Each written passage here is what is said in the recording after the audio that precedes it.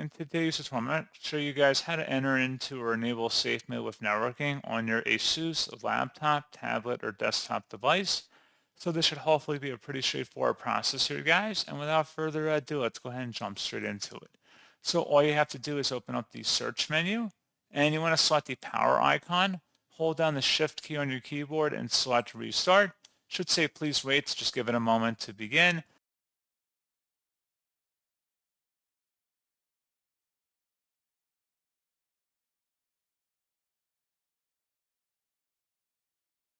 If you're unable to boot onto Windows in order to do that, you can just do a hard power off 3 times in a row to open up the troubleshooting menu. So that's something else you can do as well.